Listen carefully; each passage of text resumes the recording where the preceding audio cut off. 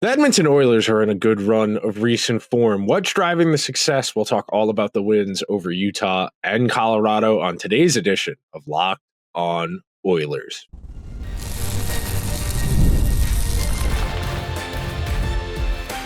You are Locked On Oilers, your daily podcast on the Edmonton Oilers, part of the Locked On Podcast Network, your team every day.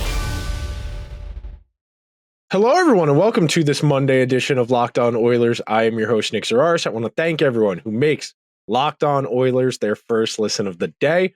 Locked On Oilers, a part of the Locked On Podcast Network, your team every day. And today's show brought to you by our friends over at Gametime. Download the Gametime app, create an account, and use code LOCKEDONNHL for $20 off your first purchase. So today's show, we are going to talk about the Oilers' victories over Friday and Saturday night through the lens of what we've been talking about a lot on the show recently, trying to build momentum, to take step forwards, to find confidence, and to really unlock the Oilers' potential. Because I've felt that even in spite of some of their better wins in recent weeks, that they still had yet to really get going as far as building that big picture momentum. They were still far too reliant on individual players making plays outside of structure, making things happen in a way that wasn't particularly efficient, wasn't very replicable. They had the injury bug pop up where they've been missing a few forwards, a few defensemen missed games here and there over the last few weeks. And I am not prepared to say that the Oilers have solved all of their issues, but the way they've played the last few games shows me some signs of improvement. It shows me some signs of progress, and most importantly, some confidence, because for a talented group, the Oilers have really struggled to play with that confidence. So we'll start with the we'll start with the Utah game. I am going to spend the rest of my life referring to the Utah Hockey Club as the Arizona Coyotes, because in my brain, they are still the Arizona Coyotes. It's the same way that the Las Vegas Raiders, I will always call them Oakland. The same way the Chargers, I will always call them Los Angeles. The only team I don't do that with is the Washington Nationals, because that happened early enough in my life where I could wrap my head around the Expos no longer existing, but that's neither here nor there. So we'll talk about the Utah game in the first segment. Second segment, we'll talk about the thumping win over Colorado with mostly supporting cast work. And then in our final segment, we'll talk about the idea of marrying confidence to talent, because talent is great, but if it doesn't have confidence, it's not going to be able to execute nearly as well as it would if it was feeling good about its game. So starting at the outset, the Utah game, Friday night, that felt at 2-0 like a lot of familiar games this season for the Oilers, where they get out to an early deficit, they push really hard trying to chase the game, and it falls apart for them. That has been the story. They've played a lot of games this season in that respect. You know, we're not that far removed from a shutout loss against Montreal, where Montreal got out to a lead early and put that game away and really frustrated and stymied the Oilers, forced them to work harder for their offense. And typically speaking, this is the recipe for what has undone the Oilers this season, where they get into a deficit. They're not a particularly defensive sound team, even though the defensive results are starting to stabilize to some degree. They are not a great goaltending team, but because of the star power, because of their style, which is counterattack, which is based off the rush, the Oilers are never really out of a game. You know, I make that joke all the time. If there's a minute and a half left and they're down 2, all they need is 1, and really quickly, this group is capable of scoring 2 on you in a blink. But Friday night was really encouraging from the perspective of showing that this group was starting to calcify, for lack of a better word. It was hardening. It was healing from difficulties. And part of building a successful team over the course of a season in terms of morale and attitude is adapting and responding well to adversity. You know, I say it all the time. Spent an entire segment of this on our Thanksgiving show talking about the Oilers should be thankful for the pressure they're under, because people expect a lot from them. And it is a double-edged sword that people expect things from you because they have high expectations for you. If you fail to meet those expectations, the repercussions socially, professionally, romantically, economically might be a bit more severe than you would feel comfortable with. But make no mistake about it, this Oilers team is very talented, even with the injuries they're facing right now. And to battle back in a game against Utah the way they did, it shows a resilience that has been, I don't want to say in question at points this season, but it was really good to see the Oilers fall behind to an inferior team and not let it snowball on them, because at 2-0, it's very easy for 2-0 to become a 5-2 loss where you get the token goals that make the score look a little less crooked, but you get that going. Then we get to the fact, who opened the scoring for them? Vasily Podkolzin again. Podkolzin and subsequently did score in the Colorado game as well. But when you get a player, and Podkolzin's a really good way of thinking about confidence, because very clearly this is a player whose NHL career hasn't gone the way he probably expected. You know, he came over from Russia, plays for the Canucks, has an okay rookie season. New coach comes in, and Rick Tocchet falls out of favor there, spends a season and a half not getting a lot of PT. And this year, he was a dart, a flyer for the Oilers, if you will, that we think there's something here we might be able to get out of him. We're going to give him a shot. And giving him a shot, playing him with quality players like Draisaitl, like McDavid, gave him a sense of confidence that I can do this. And he's scored goals in 3 straight games. And then the real encouraging component of the win against Utah for me is the fact that the Oilers special teams were going. And I think once the Oiler power play gets to where it's supposed to be, I won't be as concerned about the 5-on-5 results in the regular season, at least, because that is an essential component of the Oilers game plan. You know, it is baked in to their style, it is baked into their talent level, it is baked into their vision, you know, for this team to be successful, for this Oilers team to get to where it needs to get to. It's gonna be reliant on special teams, because that's where you can show your pronounced advantages. Even more so, you know, you have your roster, your talent advantages, because you have McDavid and Draisaitl and Bouchard and Ekholm and Hyman and Nugent-Hopkins, Jeff Skinner and Victor Arvidsson. You know, you got all of this talent, but at 5-on-4, when you can manipulate the other team in a confined space, you know, we talk about it all the time. I've done at least 3 episodes this season talking about the Oilers power play. It's phone booth hockey. They get the puck in between the circles, down below the goal line, and force the penalty killers into a really tight box. And it makes it really difficult on the penalty killers and the goalie to be able to react side to side, because they're in such a confined space. You know, that Draisaitl goal, he hits it into a wide open net because the goalie is so out of position because of the manipulation the Oilers are able to induce by moving the puck and their feet. You know, I've talked a lot about the Oilers need to move their feet a little bit more to get shots from more varied locations, as opposed to just the high slot, as opposed to just the Draisaitl one-timer.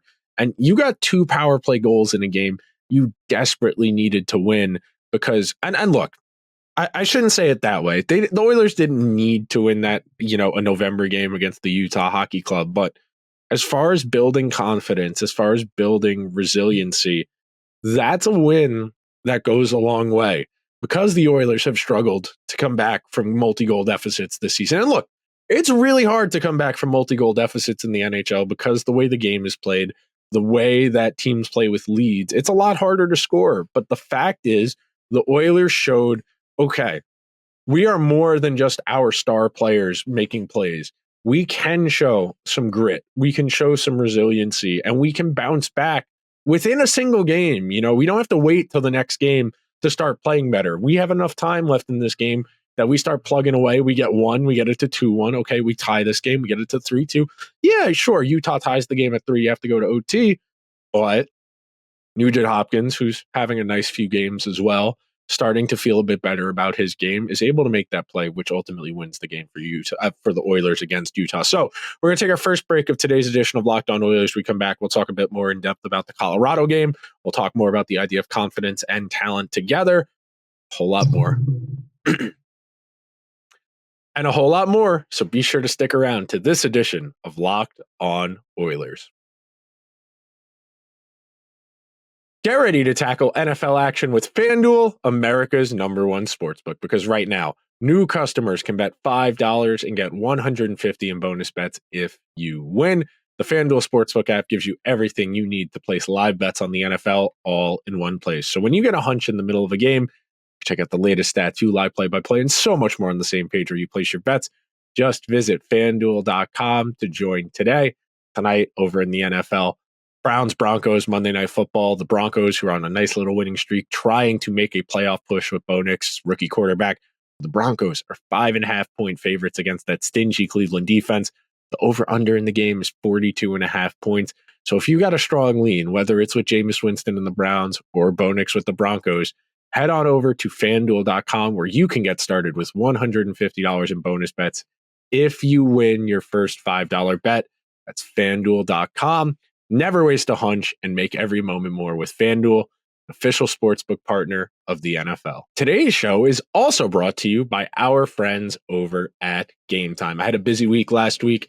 Went to Devils Blues on Wednesday night. Avoided all the people I went to high school with out in town at the bars.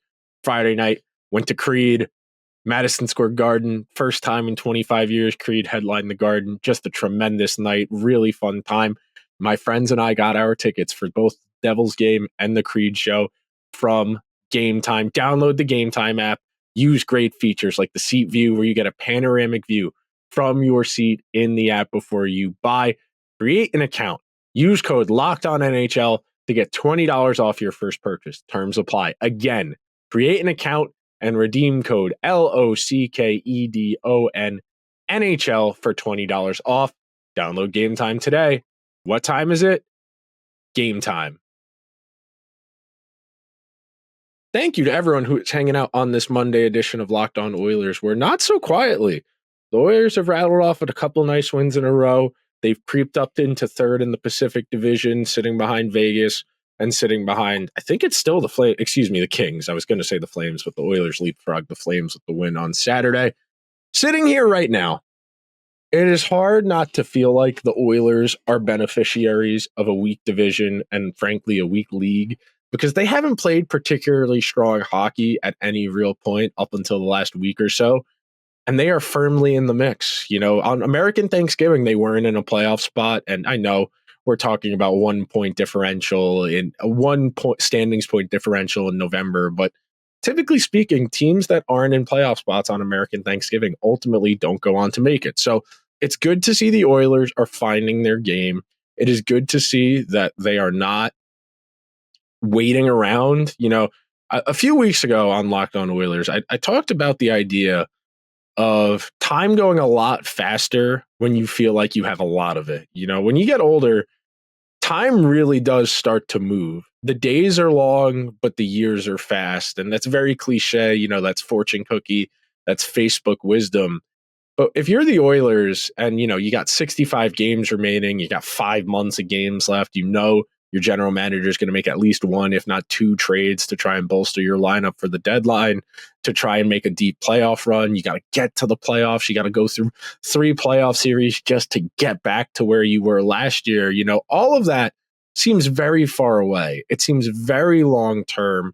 And it's really, really challenging to keep yourself in the moment, to not let things get ahead of you, to not feel like you have all the time in the world. And I've said a lot this season in particular that the Oilers can't afford to feel like they can play their way out of any problem. You know, they rattled off incredible form last year. You win 16 games in a row, you win 8 games in a row. The playoff series wins they were able to manufacture with strong play. All of that is a ringing endorsement of the potential of this group. But it's important to remember that was last year. There are changes. There are players who are no longer here. There are differences in the league, the types of teams you're playing. You know, your quality of opponent varies year to year. And hockey is such a variance game that any given night, you know, anything can happen. That's why we play the games. And Colorado is in a weird boat. Colorado is a team, they've already won their Stanley Cup with their major players in a window of contention. You know, they still have several holdovers from that group. You have McKinnon, you have Rantanen, you have Makar, you have Devon Toews, you have Samuel Girard. You've replaced pieces, though. You've got a lot of auxiliary pieces from other places like Miles Wood, Ross Colton. You ended up having to go to a different goalie in Alexander Georgiev. And Colorado is good enough most nights that they're going to beat up on the bad teams they play against. They're going to take advantage of the weaker teams in the league just on their high-end talent. They're going to McKinnon, McCarr ranting in their way to a lot of wins against the subpar teams of the world. There are a lot of opportunities against the Seattle Krakens of the world who are very just average in a lot of aspects of their game. But the Oilers, to their credit, they fall behind 1-goal deficit.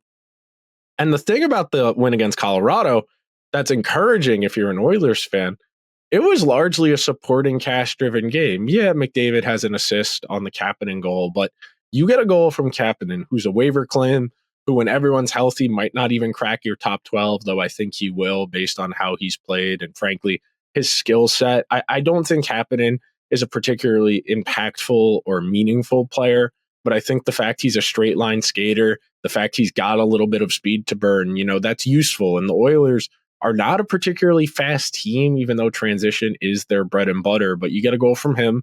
You get a Podkolzin goal in your third straight game. You get another Brett Kulak goal, which is kind of crazy how well Brett Kulak's played this year. It's why I've advocated for him to get more minutes this season because, frankly, I feel after Ekholm and Bouchard, he's been their best defenseman. He's been their most consistent.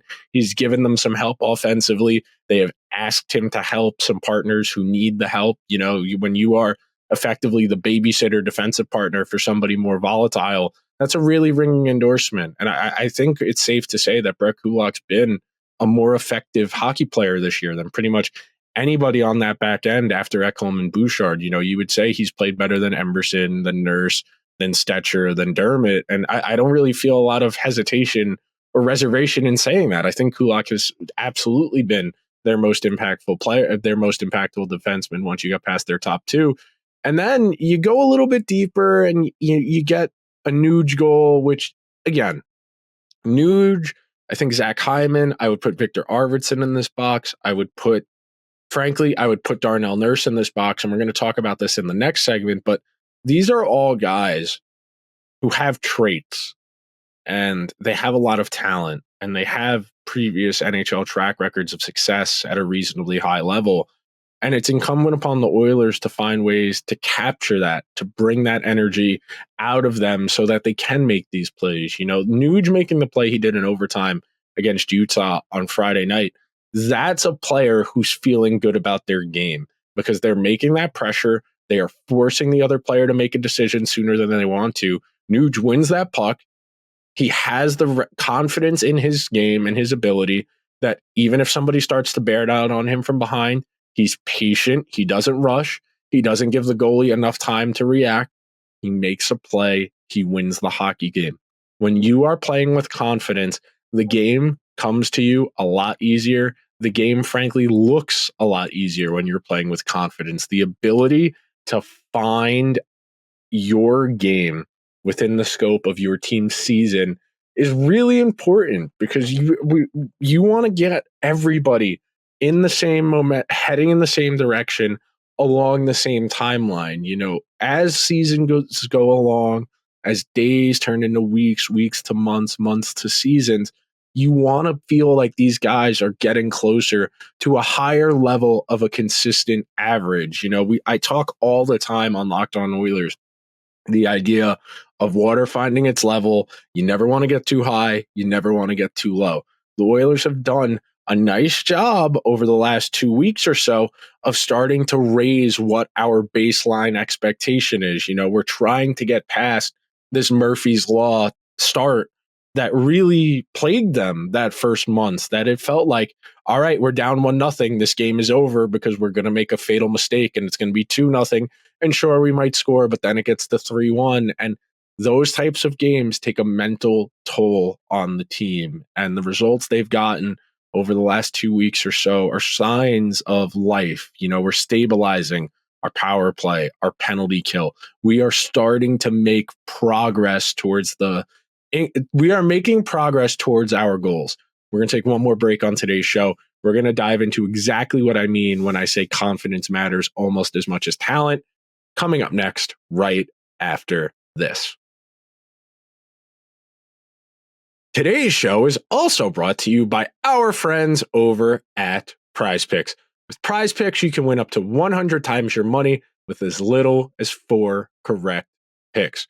PrizePicks is the best way to get action on sports in over 30 states, including Florida, Georgia, California, and Texas.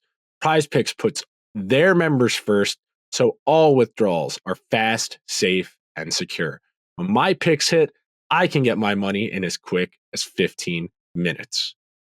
The fun thing with PrizePicks is setting up your lineup. This week, tonight, Monday night, we've got a big showdown in the NHL, the New York Rangers and the New Jersey Devils. You could do Jack Hughes, more than 3.5 shots on goal. You could do Adam Fox over 1 point. You could do Jacob Markstrom or Jake Allen, depending on who's in net for the Devils, over 25.5 saves. Or if you want something a little more safe, you could do Artemi Panarin over 1.5 points.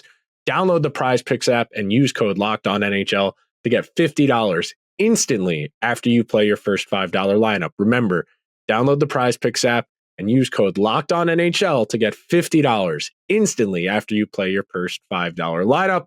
PrizePicks, run your game. Hello, everyone, and welcome to the final segment of today's edition of Locked On Oilers, where we are going to talk about the idea of confidence in relation to talent. So this is a bit of a nebulous idea. This is not something you're going to find academic research on. This is not something you can point to a statistical difference, but you know when you are watching a player who feels good about their game, because everything is intuitive. Everything is easy, for lack of a better word. You know, the difference between watching Connor McDavid and 2024 Corey Perry, for example. We know there is a talent gap there. We know that McDavid is one of the best pure skaters in the world. We know that Corey Perry used to be a tremendous goal scorer. We know he used to be a really high-end power forward. But now, when you talk about how easy it is for McDavid to do things versus how easy it is for Corey Perry to do things, that's not a confidence thing. Corey Perry is just not as talented as Connor McDavid in today's NHL, and that's okay. You know, you are going to have players of differing talent levels on your team. And typically, I like to talk about this concept of confidence and talent when it comes to young players, because that's typically where we see this confidence issue really crop up. You know, the guy who gets drafted relatively high, takes a year or two to get to the NHL, has to earn ice time on a good team, plays a lot on a third line, maybe some fourth line, doesn't get power play time, doesn't kill penalties, doesn't get enough minutes to really find themselves at the NHL level.